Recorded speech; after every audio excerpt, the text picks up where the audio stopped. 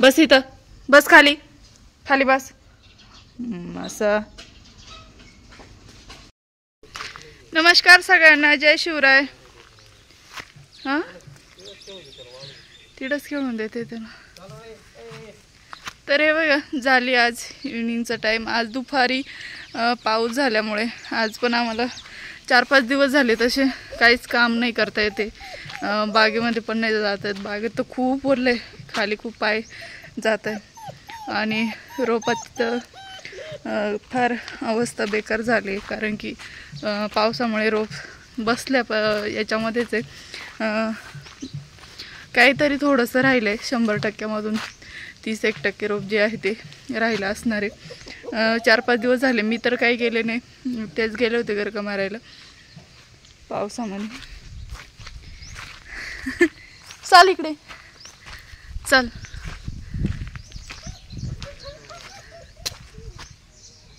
चाल चाल इकडे चाल।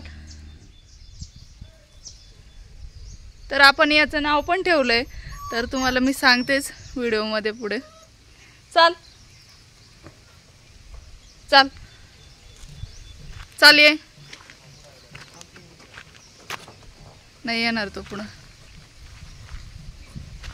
तर बोकडांना पण सोडलं, चालले आता चारा आणायला। तर याच्यासाठी पण खायला आणायला जाणार आहे थोड्या वेळाने। काय काय आणणार आहे हो, थांबा मी व्हिडिओ।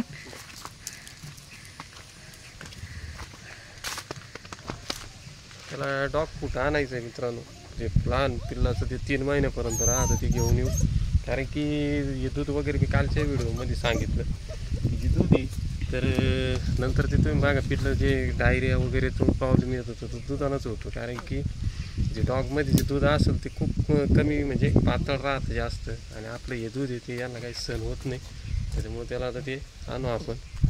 तर कालच्या व्हिडिओमध्ये पण आपण दाखवलं होतं की 1 नंबर क्वालिटी पिल्लू आपल्याला भेटले।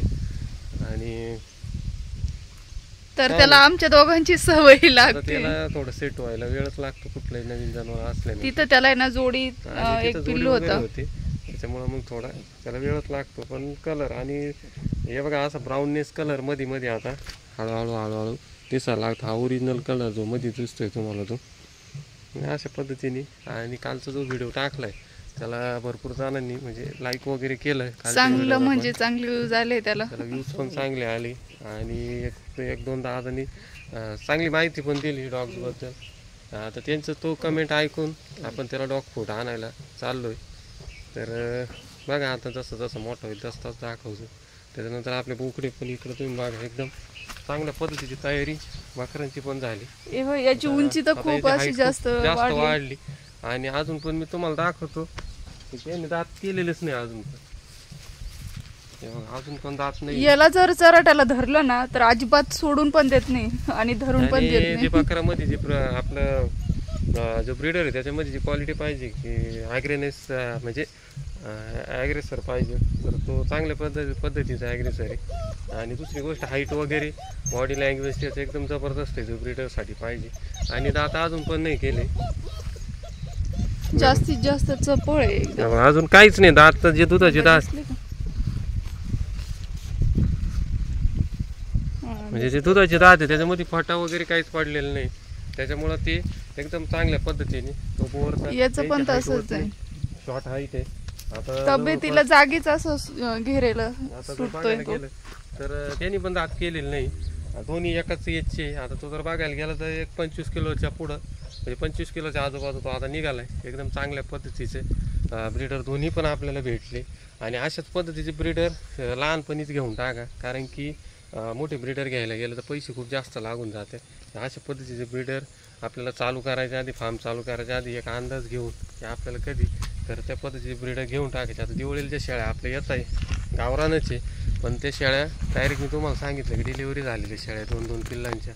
त्याच्यामुळं आता जे त्याच्यानंतर ज्यावेळेस ते भरायची वेळ येईल त्यावेळेस तोपर्यंत हे ब्रीडर आपले दोन्ही पण तयार होऊन जाते। कारण की जाणलेल्या शेळ्या घ्यायचं कारण पण मी तुम्हाला सांगितलं। आणि दिवाळीला भरपूर जणांचे कमेंट येतात मोठे घ्यायचे म्हटल्यानंतर पैसे खूप लागतं, जास्त लागून जाते, ते सेट होतं नाही होतं। आणि दिवाळीला शेळ्या घेण्याचं कारण भरपूर जण विचारतं दिवाळी काय, कारण की आता वातावरण शेळ्या सेट होण्याजोगं नाही आहे, पाऊस वगैरे चालू आहे आणि दिवाळीला भरपूर शेळ्या ह्या खाली झालेल्या राहते. शेळ्यांचा टायमिंग आहे दिवाळीच्या वेळेस भरपूर शेळ्या ह्या खाली झालेल्या राहते. दुसरी गोष्ट तुम्हाला एक पॉईंट सांगतो की दिवाळीला ज्या शेळ्या खाली होत्या, कधी पण जर तुम्हाला पाठी वगैरे ठेवायच्या असतील तर त्या शेळ्यांचे ठेवा. त्याचं कारण तुम्हाला सांगतो की पावसाळ्यामध्ये त्या शेळ्या प्रेग्नेंट राहत्या. पावसाळ्याचं जे वातावरण आहे ते एकदम डेंजर राहतं. आता त्या पिल्लाला आईच्या पोटात असल्यापासूनच त्या खराब वातावरणाची सवय लागते, त्याच्यामुळे त्याला हे जे बाकीचं वातावरण आहे त्याची काय म्हणजे जास्त त्याला त्याचा प्रॉब्लेम होत नाही. त्याच्यामुळे दिवाळीला थंडीत जे पिल्लं होत्या तर 100% ते पिल्लं तुम्ही म्हणजे ते पिल्लं तुम्ही आपण त्याच्यातल्या पाठी आपण शाळा म्हणजे पुढं चालून फार्मसाठी निवडा. कारण की जे खराब वातावरणात पावसाळ्यातलं जे खराब वातावरण ते आईच्या पोटात असल्यापासून त्याला त्याची सवय लागते, त्याला बाकीच्या वातावरणाचं काही वाटत नाही. तर अशा पद्धतीने दिवाळीला नाव सांगायचं राहिलंच, मी तुम्हाला म्हटले होते व्हिडिओमध्ये पुढं सांगतेच. तर नाव ठेवलंय आपण शंभो. तर कसं वाटलं कमेंट पण ते नक्की सांगा. आणि त्याला कळतं पण लगेच म्हटल्यानंतर लगेच कळतं. तर त्याच्यामुळे मी तुम्हाला सांगितलं की दिवाळीपासून चालू करायचं. 2 पिल्लं म्हणजे ज्या शेळीला 2 पिल्लं आहे ताजी जणलेली 10 दिवस 15 दिवस असलेली शेळी, त्याच्यामुळे तिचं दूध वगैरे किंवा पिल्लांच्या तब्येतीवरून तिचं दूध किती हे कळतं. शेळीच्या पिल्लं झाल्यानंतरही शेळीची तब्येत चांगली तर शेळी निरोगी हे पण गोष्टी कळत्या. म्हणजे सगळे जे प्रश्न आहे ते तिथं डायरेक्टली क्लिअर होऊन जातं. त्यामुळे अशा पद्धतीने आपल्याला शेळ्यांची निवड करायची आणि आपला बिझनेस फर्स्ट डेपासून चालू होतं. कारण की जे पिल्लं आहे ते 4-5 महिन्यात आपण तयार करून परत ती विक्री करून शेळ्यांचे जे 1/3 जरी अर्धे पैसे तरी आपल्याला त्याच्यातून भेटून जाते. तर अशा पद्धतीने आता दिवाळीपासून ते काम चालू होऊन जाईल. आणि बाकीचं आता बागा वगैरेचा आता पाऊस खूप चालू होता त्याच्यामुळे बागाचं काम बंद होतं. तर आज कंप्लीट आमच्याकडे 4 ते 5 दिवस आता आज जवळपास पाऊस उघडलाच आहे. आता बघू उद्यापासून बागाचं पण काम चालू करून देऊ. बागाचं पण काम आपण चालू करून देऊ. इकडे रे शंभू, इकडे चाल, इकडे चाल, चल आपण बाहेर जाऊ. चल शंभू इकडे चाल चाल चाल. लगेच येता. चल थांब बरं का आपण तुला. चल इकडे बस. चल इकडे बस. बस इथं, बस इथं, बस खाली खाली बस. असं हे बघा गायांना पण सोडलं लगेच. चारा पण आणलेला आहे. त्याला माहिती झालेलं आहे ते चांदीच्या गोण्या वगैरे ठेवले, लगेच तिकडंच पळत जातो. इथं बकरांचं हे सांडलेलं इथे खाते. बस तिथंच बस.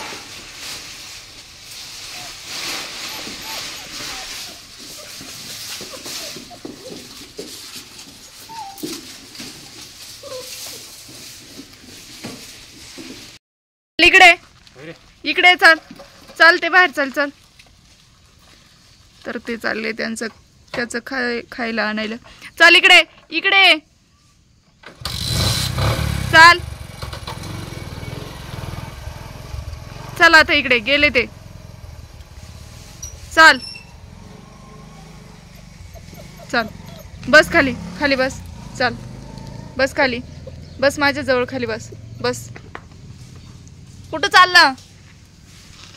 हे बघा हे दोघं पण आले लगेच. मी सकाळीच ओटा धुतलेला होता आणि हे दोघं इतके बेकार आहे ना. ज्या दिवशी ओटा धुतला त्या दिवशी. चला खाली उतरा. उतर खाली लगेच वरती. चला उतरा. तू बघतो त्यांच्याकडे कसं बघतो. तू नको जाऊ त्यांच्यामध्ये. चल तू माझ्याकडे इकडे. घाबरतो त्यांना थोडं.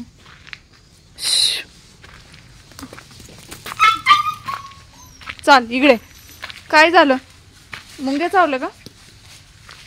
मनी मावाली बघ. तर वातावरण बघा कसं झालंय. असं वाटतंय लगेच पाऊस येईल. नाशिकला चालू आहे पाऊस. पाऊस आता थांबायला पाहिजे पण काय निसर्ग आहे तो, त्याला कोणी थांबवू नाही शकत. कुठे गेला? शंभू चाल इकडे बस तिथं. नाही तर चला आजच्या व्हिडिओमध्ये एवढंच. भेटूया एक नवीन व्हिडिओमध्ये. Bye bye. परत उद्या बघा शंभूला तुम्ही.